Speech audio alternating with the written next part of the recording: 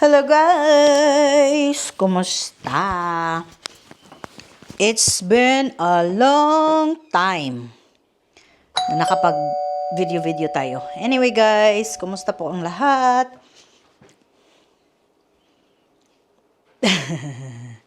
Hey Gabe. Gabriel. Okay. Back to... Hi Gabriel. Hi. Hey, pugi yan. Mwah.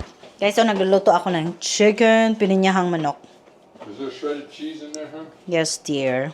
Perfect. Ready na yung ating, ayan, sahog. Cheese out. At saka ito, guys. With the shredded cheese. Iano ko lang siya, palambot Okay. na yung pineapple juice nandyan. Be careful. Maybe 35. Put it in the middle. 35.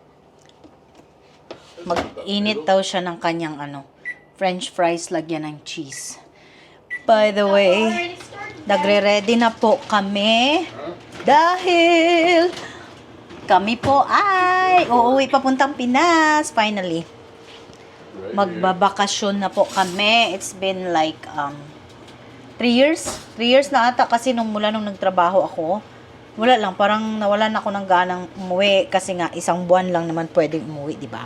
Sayang naman ang ticket, guys. Ang mahal-mahal.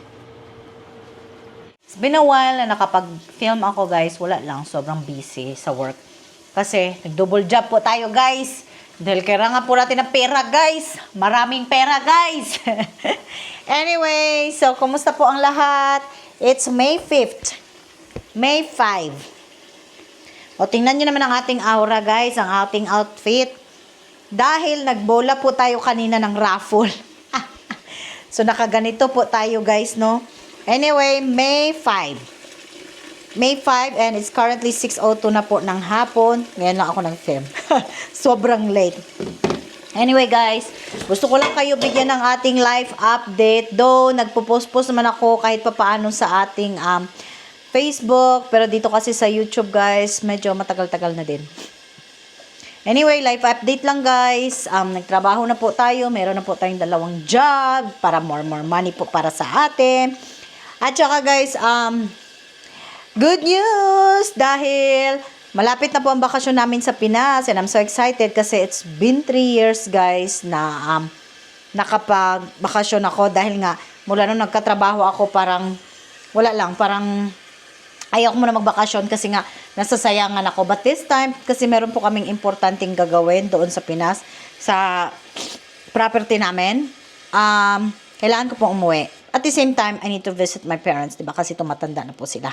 So guys, alam niyo na, i-update ko kayo soon about dyan. At anyway, pakita natin sa inyo, nag-prepare na nga ako. Meron na mga laman yung ating bagahe, mga pampasalubong. So excited! Tara, I'll show you. Tada guys, ayan po sila. Bali, 2 bagahe pa lang yung na-ready natin. Sorry sa mess, guys, kasi extra room ito. Ayan na, prepare ko na yung iba dyan. Ayan na yung mga pampasalubong natin yan sa family, some friends. Ayan, puno na yan. Ito yung ating bag na kailangan natin bigay sa ating mother. At saka ito, guys, pampasalubong din to. Ayan, 2 bagahe pampasalubong. So, meron pa nga tayong ilalagay, guys. So, ayan, meron pa nga sapatos doon na hindi pa natin nakalimutan ko nga talaga yan. As in, guys, alam nyo, ito, nakakuha ako ng maraming chocolate from workplace. Pero ito, guys, ito mga chocolate na to, ayan, ayan, marami yan. Kasi hiningi ko ito doon sa coworker ko sa trabahoan kasi dinala ito ng bossing namin.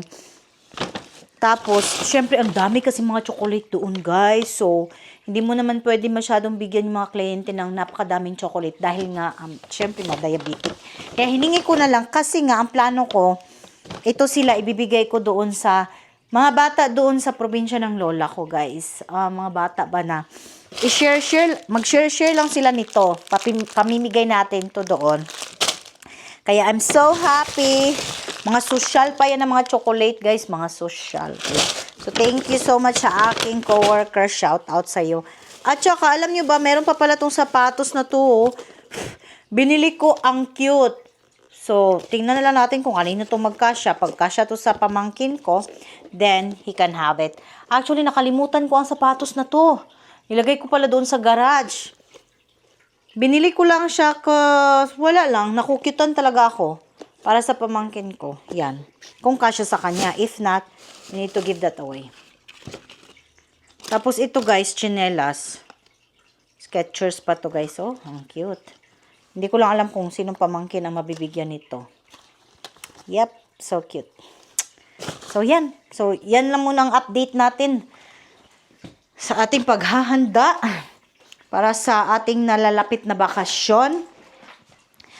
Nagdahan-dahan na ako mamili. Dahan-dahan pa ba yun? Nagdahan-dahan na ako mamili ng mga pasalubong kasi syempre, kasi pasalubong is life guys. So, yep.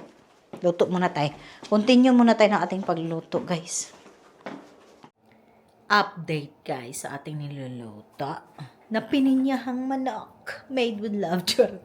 Ayan na siya guys. Tara. Ayan na yung ating manok. Pinapakuluan ng 30 minutes daw yan. Sabi ng Panlasang Pinoy. And the rest of the ingredients is still there. Tapos, nakapaghugas na tayo. And nakapagluto na tayo ng kanin. The kids are still sleeping. Hindi ko alam. Papatayin muna natin ang mga langaw. Charot!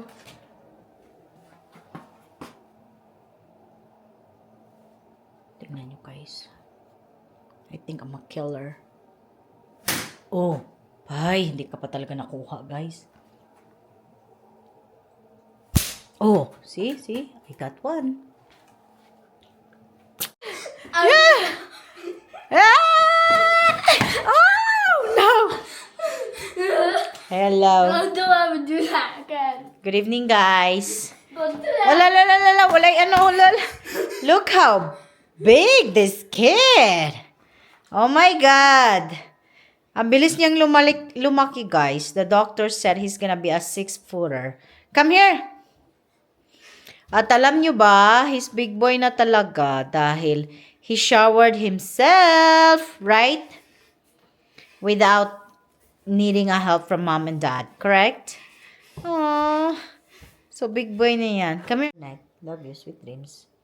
Of course, I will say no. Mom, don't ever scare me again. Oh, I'm sorry. Okay. Anyway, guys.